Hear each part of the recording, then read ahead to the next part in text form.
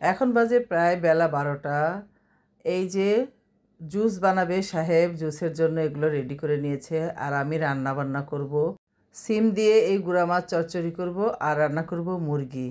তো বিট, গাজর, টমেটো, আমলকি, লেবু এগুলো দিয়ে জুসটা বানাবে। তা আমি পালং শাকটা প্রথমে বসিয়ে দিয়েছিলাম। পালং শাকে একটু পানি রয়ে গেছে, পানি থাকলে আবার সাহেবের পছন্দ না, এর জন্য পানিটা শুকিয়ে নিচ্ছিলাম সাইডের চুলায় রেখে।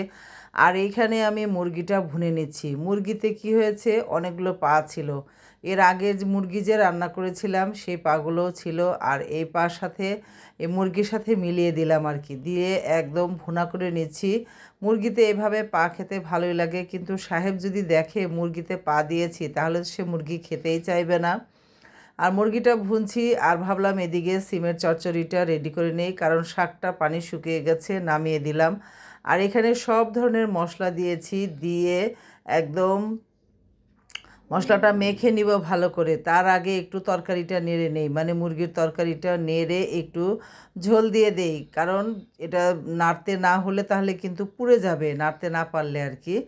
আর এটা ঝোল দিয়ে বাস এখন আবার আমি এটাতে তেল দিয়ে দিলাম, মশলাতে দিয়ে এখন সুন্দর করে একটা টমেটো কেটে দিয়েছি।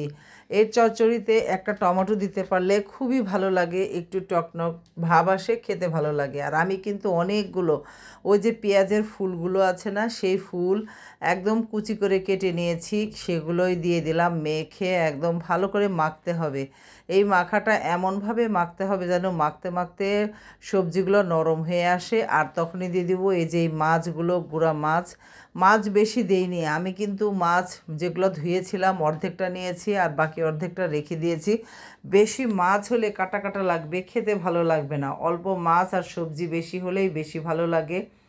আমি কিন্তু শাক হয়ে যাওয়ার পর ভাত বসিয়ে দিয়েছিলাম, কারণ ভাতও হয়ে যাক তাড়াতাড়ি। আর এই যে দেখেন বিটের জুস সাহেব বানিয়ে ফেলেছে, আমরা সবাই একটু একটু করে খেয়ে নিলাম। একদম ভালোই লাগে এই বিটের জুসটা খেতে। প্রথমে ভালো লাগতো না, এখন খেতে খেতে আস্তে আস্তে অভ্যস্ত হয়ে গেছি, এখন ভালোই লাগে। আর এই যে চচ্চড়িটা বসিয়ে দিয়েছিলাম, মুরগি কিন্তু আমার হয়ে গেছে। এই যে ঝোলটা একদম মাখা মাখা হয়ে গেছে। আর একটু ঝোলই রাখবো, ঝোল খেতে ভালো লাগবে, ঝোলে রাখবো। লবণটা দেখে নিলাম ঠিক আছে। আর এই যে চচ্চড়িটা, আমার চচ্চড়ি একদম পুরা পুরা হয়ে গেছে, একটু ধনিয়া পাতা দিয়ে দিলাম। বা সুন্দর, এটা যে গরম ভাতের সাথে খেতে কি ভালো লেগেছিল, অনেক মজার হয়েছিল এই চচ্চড়ি। সিমের এই সিমের বিচি ছিল না, বিচি একদম নতুন সিমের মতো কচি ছিল, ভালোই লাগে। বিচিওয়ালা সিমগুলোই ভালো লাগে আবার খেতে, আর এই কচি সিমগুলোও ভালো লাগে। রান্না তো শেষ। আর এই যে আমার মুরগির কালারটা দেখেন কত সুন্দর হয়েছে, সিমের চচ্চড়ি আর পালং শাক এই তো এখন টেবিলেও পরিবেশন করে দিয়েছি, সবাই